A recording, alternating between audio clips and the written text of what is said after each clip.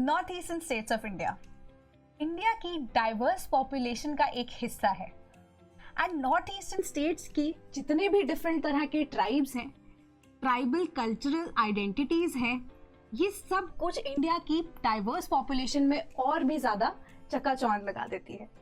Welcome to sleepy classes.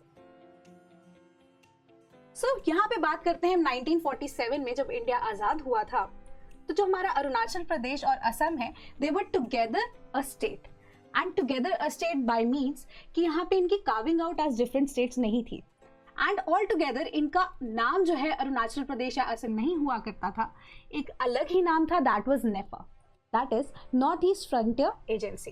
तो ये north east frontier agency के टाइम पे जब हम देखते हैं कि 1951 में जब स्टेट्स को रिऑर्गेनाइज करने की बात की जाती है, तो स्टेट रिऑर्गेनाइजेशन कमीशन की वजह से by the year of 1954 Assam को कार्व आउट कर दिया जाता है as a separate state from NEFA. तो अराउंड हम देखें 3700 किलोमीटर्स ऑफ एरिया जो है वो नेफा से निकलकर असम को ट्रांसफर कर दिया जाता है, जिसमें मेनली क्या था, प्लेन्स और कुछ कुछ फुट हिल्स भी थी and the region was of Bandipara and Sadiya. So later on जब हम देखते हैं इन द ईयर ऑफ 1979 जब अरुणाचल प्रदेश के पास यूनियन टेरिटरी का स्टेटस था, उन्होंने ये क्लेम किया कि जो फुट हिल्स हैं in the areas of Bandipara and Sadiya that originally belongs to the tribal headman, जो कि अब कहाँ पे रहते थे, अरुणाचल प्रदेश का ही एक पार्ट थे।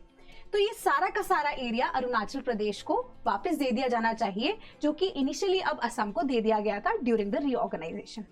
तो यहाँ से ये लड़ाई जो है शुरू होती है।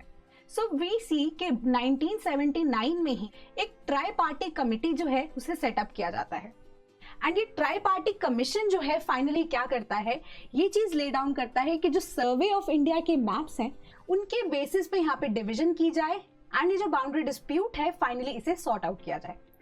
तो ये ट्राई पार्टी कमिटी के बेसिस पे जो रिपोर्ट आती है इन द ईयर ऑफ 1983-84, उसमें हम देखते हैं कि 800 किलोमीटर लॉन्ग जो बॉर्डर है जिसमें 123 विलेजेस कवर की जाती हैं, वो जो सारा का सारा डिमार्केशन है उसके ऊपर कोई कंसेंसस नहीं बन पाता है। सो वी सी कि इन ल्यू ऑफ दैट 1989 में अब जो असम गवर्नमेंट है वो सुप्रीम कोर्ट ऑफ इंडिया में यहाँ पे जाके केस फाइल करती है कि इस बाउंड्री डिस्प्यूट को फाइनली क्या किया जाए, रिकंसाइल किया जा सके या कंसेंसस जो है यहाँ पर लाया जा सके इस चीज के ऊपर। So finally in the year of 2006 जो सुप्रीम कोर्ट ऑफ इंडिया है वो ये रियलाइज करते हैं कि अब इस इश्यू को सॉर्ट आउट करना बहुत इंपॉर्टेंट है। तो रिकमेंडेशन आती है सुप्रीम कोर्ट की तरफ से कि एक लैंड बाउंड्री कमीशन उसे सेट डाउन कर देना चाहिए। सो ये लैंड बाउंड्री कमीशन जो है इन द ईयर ऑफ 2014 अपनी रिपोर्ट को ले डाउन करता है, जिसमें उन्होंने दो चीजें मेनली बताई, बट हम देखते हैं कि दोनों स्टेट या दोनों पक्षों की तरफ से यहाँ पर कोई भी निष्कर्ष इस चीज का नहीं निकलता है। सो फाइनली हम देखते हैं कि लास्ट ईयर जनवरी 2022 में चीफ मिनिस्टर लेवल पे आपस में discussion with respect to that area शुरू होती है। तो अप्रैल 2022 में सेकेंड मीटिंग जब होती है चीफ मिनिस्टर्स की, वहां पे कुछ इंपॉर्टेंट इश्यूज को ले डाउन किया जाता है, कुछ कंसेंसस लेके आया जाता है इस इशू के रिगार्डिंग। पहली चीज यहाँ पे ये डिसाइड होती है कि जो हमारे पास जो हमारा लैंड बाउंड्री कमीशन है उसकी जितनी भी रिपोर्ट है उसके बेसिस पे कोई डिसीजन ना दिया जाए। दूसरी चीज कि 1983-84 में जो हमारे पास ट्राई पार्टी कमीशन में सर्वे ऑफ इंडिया के अकॉर्डिंग जितने भी डिसीजन दिए गए थे उसी के बेसिस पे यहाँ पे इस डिस्प्यूट को सॉल्व आउट किया जा सके। तीसरी चीज कि यहाँ पे हमारे पास जो 12 डिस्ट्रिक्ट्स हैं of Arunachal Pradesh and 8 districts of Assam जो कि डिस्प्यूटेड एरिया में फॉल करती हैं, वो अपना अपना यहाँ पे क्या करेंगी, रीजनल कमिटीज को सेट डाउन करेंगी एंड इसी रीजनल कमिटीज के बेसिस पे फर्दर क्या होगा, निष्कर्ष निकाला जाएगा, किसी तरह की अंडरस्टैंडिंग पे यहाँ पे हम बात करेंगे। और ये रीजनल कमिटीज जो हैं फर्दर क्या करेंगी, अपना डिसीजन देंगी based on 3 things. First of all कि लोगों की विल यानी कि पीपल्स विल यहाँ पे क्या कहती है।